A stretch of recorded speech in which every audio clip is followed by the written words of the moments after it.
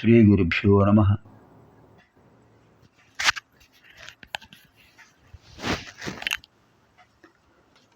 నమో దేవ్యై మహాదేవ్యై శివాయై సతతం నమః. నమః ప్రకృత్యై భద్రాయై నియతాః ప్రణతాస్మతాం. శృతిస్మృతిపురాణానాం ఆలయం కరుణాలయం. నమామి భగవత్పాదం శంకరం లోకశంకరం.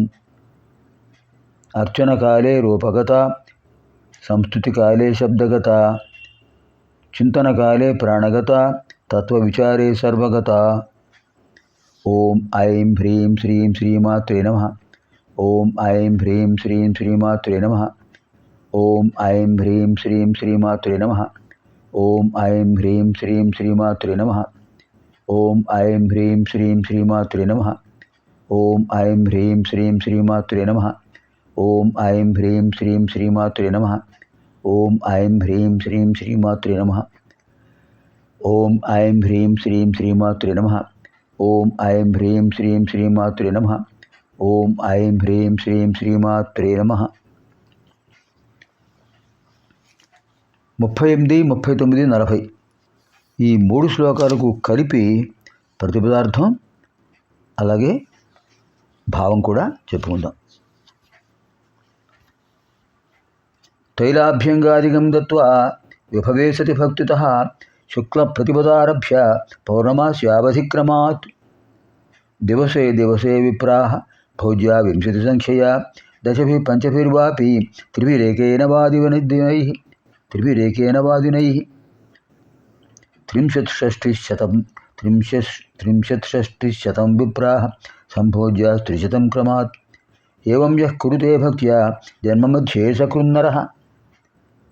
అన్నదానం విశేషంగా జరగాలని చెప్పారు ఈ శ్లోకత్రయంలో. తైలాభ్యంగాదిగం దత్వా విభవే సతి భక్తితః శుక్ల ప్రతిపదారభ్య పౌర్ణమాస్యావధిక్రమాత్. దివసే దివసే విప్రాః భోజ్యా వింశతి సంఖ్యయా దశభిః పంచభిర్వాపి త్రిభిరేకేన వాదినైః. త్రింశత్షష్టిశతం విప్రాః సంభోజ్య త్రిశతం క్రమాత్. ఏవం యః కురుతే భక్త్యా జన్మమధ్యే సకృన్నరః. తైలాభ్యంగాదికం దత్వా విభవే సతి భక్తితః శుక్ల ప్రతిపత్ ఆరభ్య పౌర్ణమాస్యావధి క్రమాత్. నవపది అయం శ్లోకः. దివసే దివసే విప్రాః భోజ్యాః వింశతి సంఖ్యయా దశభిః పంచభిః వా అపి త్రిభిః ఏకేన వా దినైః. దశపది అయం శ్లోకः. త్రింశత్షష్టిः శతం విప్రాః సంభోజ్యాః త్రిశతం క్రమాత్. ఏవం యః కురుతే భక్త్యా జన్మమధ్యే సకృత్ నరః. దశపది అయం శ్లోకः. శక్తి కొలది చేయాలంటున్నారు. అంతేగాని మనకు అవకాశం లేనప్పుడు, శక్తి లేనప్పుడు అది పెట్టుకుని ఎవరిని వాడిని వెళ్ళి ఇలా చేస్తున్నానండి, కొంచెం ఆర్థికంగా సహాయం చేయండి అని ఎవరు అడగకూడదు. స్వయంగా మనకు చేయగలిగిన శక్తి ఉంటేనే ఇది చేయాలి. అంతేగాని అనవసరంగా వాళ్ళని వీళ్ళని చేసేది మనం, ఫలితం పొందేది మనం, ఇంకోటి అటువంటి తప్పు కదా. అంచేత అందుకని ఏం చెప్పారు ప్రత్యేకంగా, విభవే సతి వాళ్లకున్న వైభవం కొద్దీ, విభవే సతి వాళ్ళకున్న వైభవం కొద్దీ. లేనివాళ్ళు ఆ వచ్చిన విప్రులకు దక్షిణా తాంబూలం ఇస్తారు, నమస్కారం చేస్తారు.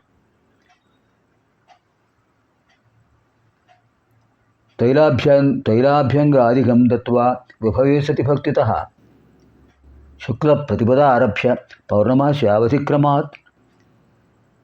ఆశ్వయుజమాసం ఆకామావై ఆ ఆశ్వయుజమాసం, కా కార్తీక మాసం, మా మాఘమాసం, వైశాఖ మాసం.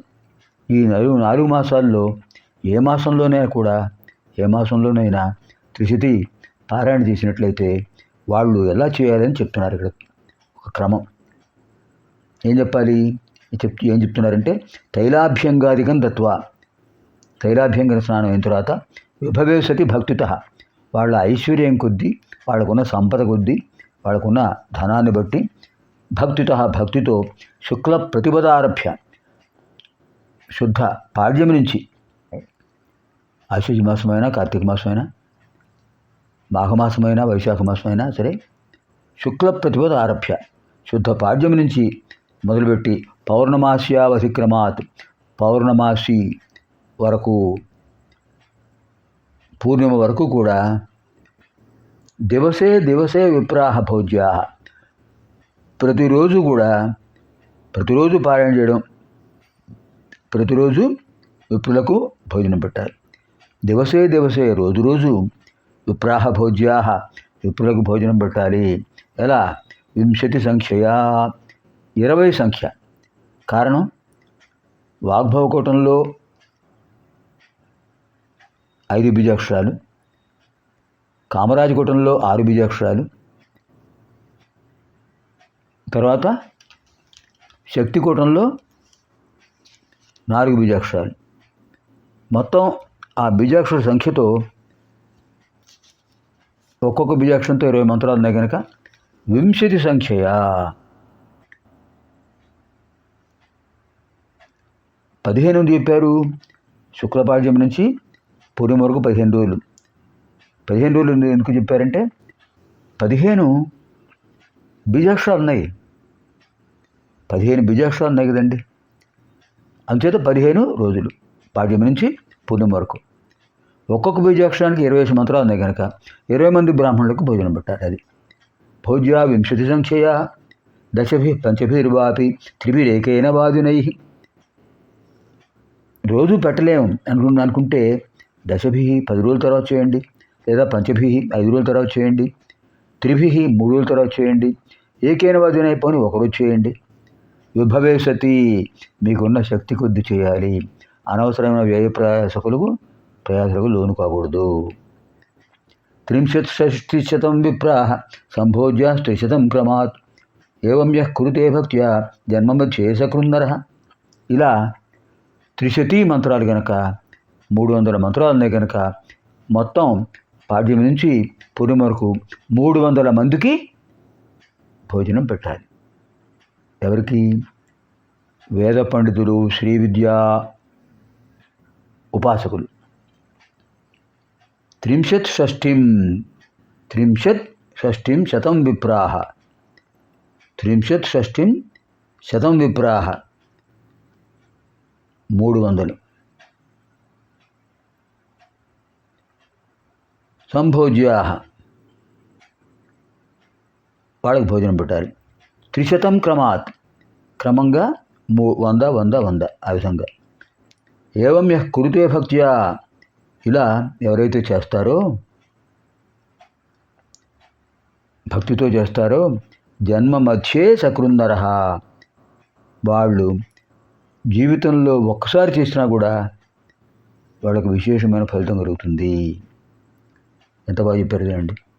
వాళ్ళకుండే వైభవం కొద్దీ భక్తితో తైలాభ్యంగనం చేయించి శుద్ధ పాడ్యం నుంచి పూర్వం వరకు క్రమంగా ప్రతిరోజు 20 మంది బ్రాహ్మణులకు చక్కగా భోజనం పెట్టాలి. 10 రోజులకు కానీ 5 రోజులకు కానీ 3 రోజులకు కానీ పోనీ ఒక్కరోజైనా సరే 30 మంది 60 మంది 100 ఇలా విభాగంగా చేస్తూనే పెట్టచ్చు. మొత్తం మీద 300 మంత్రాలు ఉన్నాయి కనుక 300 మందికి భోజనం పెట్టాలి. ఈ విధంగా జన్మ మధ్యలో ఒక్కసారైనా చేస్తే భక్తితో వారికి అమ్మవారి దివ్యానుగ్రహం కలుగుతుంది. ఎంత విశేషమైన మహత్వం చూడండి. ఒక పద్ధతి చెప్పారు శ్రీ విద్యోపాసకులు. శ్రీ విద్యోపాసకులకే ఈ సేవలు చేయాలి. కారణం అర్హత యోగ్యత వాడికే ఉంటుంది. ఇచ్చేవాడు పుచ్చుకునేవాడు శ్రీ విద్యోపాసకులే. అది గుర్తుపెట్టుకోవాలి. తైలాభ్యంగాదికం దత్వా విభవే సతి భక్తితః శుక్ల ప్రతిపదారభ్య పౌర్ణమాస్యావధిక్రమాత్ దివసే దివసే విప్రాహ భోజ్యా 20 సంఖ్యయా దశభిః పంచభిర్వాపి త్రిభిరేకేన వాదునైః 30 విప్రాహ సంభోజ్య 300 క్రమాత్ ఏవం యః కురుతే భక్త్యా జన్మమధ్యే సకృన్నరః. 40 శ్లోకాలు అయ్యేప్పటికీ అనంతర కార్యక్రమంలో 41 నుంచి 43 వరకు ఉన్న శ్లోకాల విశేషాలు తెలుసుకుందాం. సర్వేభ్యః పార్వతీ పరమేశ్వర్యోః దివ్యానుగ్రహ ప్రాప్తిరస్తు. శుభం భవతు. స్వస్తి.